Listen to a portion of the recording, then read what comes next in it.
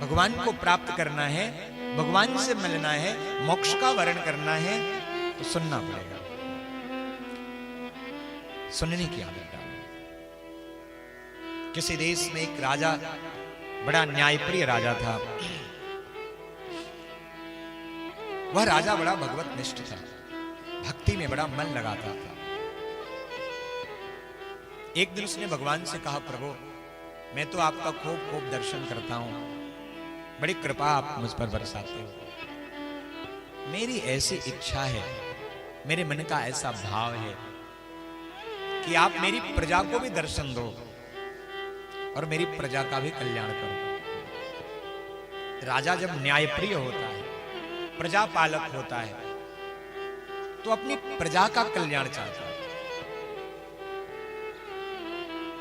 अभी आप सभी सुनेंगे, पितामह भीष्म श्री युधिष्ठिर जी महाराज को ज्ञानोपदेश देकर कहते हैं, राजधर्मान, दान धर्मान, स्त्री धर्मान, और अंत में कहते हैं मोक्ष धर्मान। राजा का धर्म मुक्ति तक लेकर जाना है। प्रजापालक वही है जो स्वयं तो अपना कल्याण करे ही करे, अपनी प्रजा की कल्याण के लिए, अपनी प्रजा की मुक्ति के लिए भी उद्यम करे। भगवान ने कहा, मैं तुम्हारे प्रजा को कैसे दर्शन दे सकता हूं? तुम्हारी पात्रता है और उस पात्रता के कारण तुम मुझसे संवाद करते हो, मेरा दर्शन कर पाते हो, भला मैं पूरी प्रजा को कैसे दर्शन दे सकता हूं? राजा ने कहा, नहीं प्रभु, मैं अपनी प्रजा में अपने संतान का दर्शन करता हूं। और कौन ऐसा राजा होगा जो अपने संतान का कल्याण करना नहीं चाहेगा? इसलिए मेरी इच्छा है, आप मेरी बात मानो और मेरी प्रजा को दर्शन दो।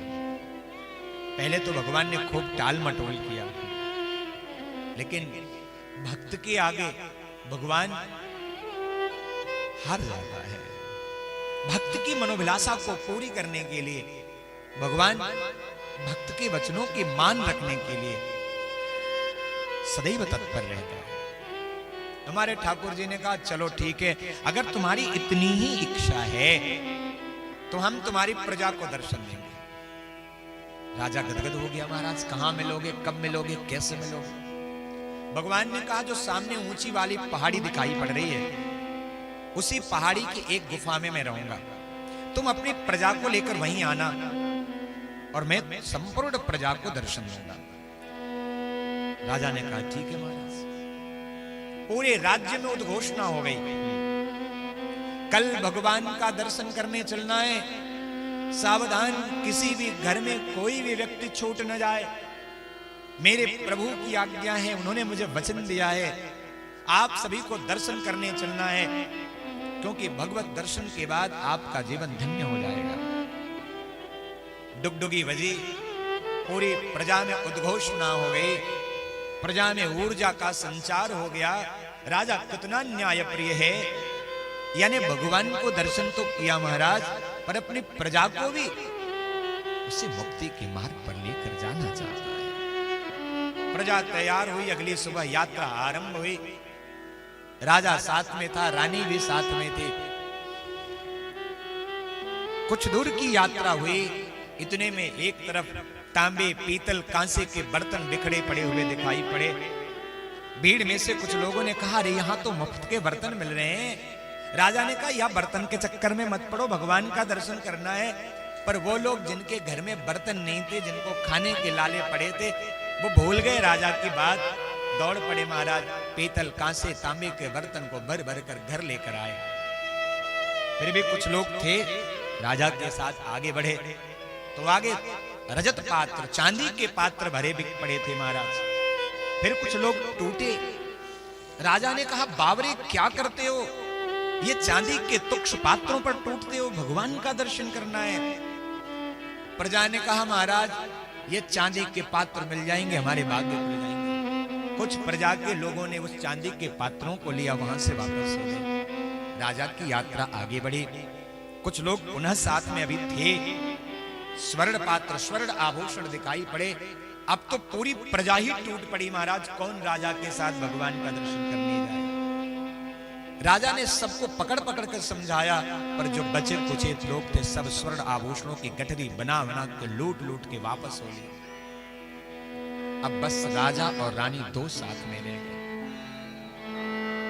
राजा ने रानी से कहा, देख तो मैंने कितनी जिद की भगवान से, कितनी प्रार्थना की भगवान से, तब भगवान प्रजा को दर्शन देने के लिए तैयार हुए, पर ये प्रजा इन तुच्छ वस्तुओं के लिए भगवान को भूल गई है। हे रानी, तू मेरे साथ चल, तुझे भगवान का दर्शन होगा। रानी राजा के साथ आगे बढ़ी। अचानक हीरे प्रकार के कीमती रत्नों का भंडार दिखाई पड़ा। रानी भूल गई राजा के वचन को, दौड़ पड़ी हीरे के आभूषणों को। अबरी, तू या तुच्छ वस्तुओं पर पड़ी है। रानी ने कहा, सुनो महाराज, ये अनमोल हीरे जवाहरात आज तक मैंने देखे नहीं, ये मुझे बहुत आवश्यक है। राजा रोकना चाहा, रानी ने वाको साड़ी में लपेट लिया। वाके वजन से रानी का वस्त्र खुल गया। राजा ने अपना माथा पीट लिया और जब गुफा में तो हमारा कन्हैया मुस्कुराता हुआ मिला। कहो राजन, कहां है तुम्हारी प्रजा, जाको दर्शन के लिए लेकर मेरे पास आ रहे थे। राजा का नेत्र सजल हुआ, प्रभु के चरणों में गिर पड़ा। हाँ मेरे श्याम सुंदर, जब तक हृदय में भक्ति नहीं जागृत होगी तब तक आपके दर्शन का लाभ न मिल सकता। चाहे लाख जतन कर लो, लाख उपाय कर लो, पर प्रभु का दर्शन नहीं मिल सकता।